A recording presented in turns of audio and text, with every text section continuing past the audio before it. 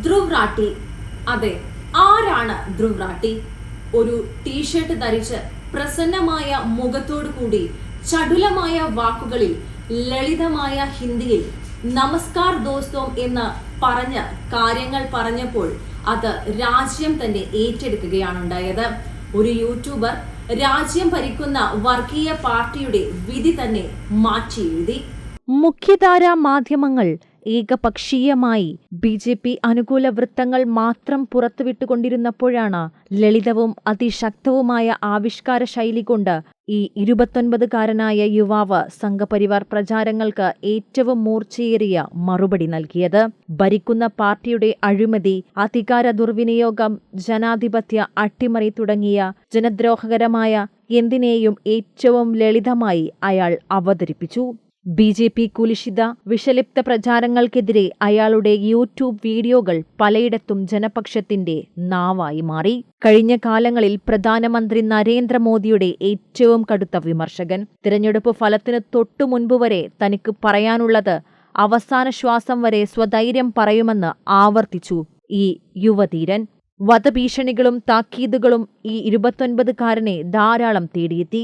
എന്നാൽ ഒന്നും തനിക്ക് പ്രശ്നമല്ലെന്ന് ഇയാളുടെ വീഡിയോകൾ വിളിച്ചു പറഞ്ഞു. ലക്ഷക്കണക്കായ ആളുകൾ അയാളെ കണ്ടു, കേട്ടു, പങ്കുവച്ചു. ധ്രുവിന്റെ വീഡിയോകൾ പലയിടത്തും വലിയ സ്ക്രീനുകളിൽ പ്രദർശിപ്പിച്ചു. കോളേജ് ക്യാമ്പസുകൾക്കിടയിലും യുവാക്കൾക്കിടയിലും ധ്രുവ് ഹീറോ പരിവേഷമായി.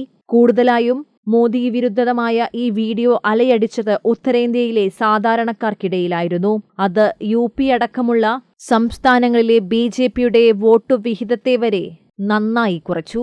അയോധ്യ രാമക്ഷേത്രം ഉൾപ്പെടുന്ന ഫൈസാബാദിൽ ബി.ജെ.പി. പരാജയപ്പെടുകയും അഖിലേഷ് യാദവിന്റെ എസ്.പി. പാർട്ടി അധികാരം പിടിച്ചെടുക്കുകയും ചെയ്തു. എന്തുകൊണ്ട് ബാബറി മസ്ജിദ് പൊളിച്ച് രാമക്ഷേത്രം നിർമ്മിച്ചിട്ടും അയോധ്യ മോദിയെ തുണച്ചില്ല എന്നതിന് ജനത്തിന് തിരിച്ചറിവുണ്ടായി എന്ന് വേണം പറയാൻ. അതിന് ധ്രുവിന്റെ വീഡിയോകൾ വലിയൊരു പങ്ക് തന്നെ വഹിച്ചിട്ടുണ്ട്. വാട്സപ്പ് സർവകലാശാലകളിലെ പെരുംകള്ളങ്ങളും വ്യാജ വാർത്തകളും ധ്രുവ് പൊളിച്ചടുക്കി. മോദിയുടെ കള്ളത്തരങ്ങളുടെ മായിക ലോകത്ത് കുരുങ്ങിപ്പോയ ഹിന്ദി ഭൂമികയിലെ സാധാരണക്കാരെ യാഥാർത്ഥ്യ ലോകത്തിലേക്ക് കൊണ്ടുവന്നു. മെഡിക്കൽ എഞ്ചിനീയറിംഗ് ബിരുദാരി കൂടിയായിട്ടുള്ള ഈ ചെറുപ്പക്കാരൻ ഒരു സോഷ്യൽ മീഡിയ അല്ലെങ്കിൽ ഒരു യൂട്യൂബ്, ഇൻസ്റ്റഗ്രാം, ട്വിറ്റർ പോലത്തെയുള്ള പ്ലാറ്റ്ഫോമുകൾ എങ്ങനെ നല്ല രീതിയിൽ ഉപയോഗിക്കാം എന്നുള്ളത് കൂടിയാണ് ധ്രുവ് കാണിച്ചു തന്നത്. News desk, Malabar times.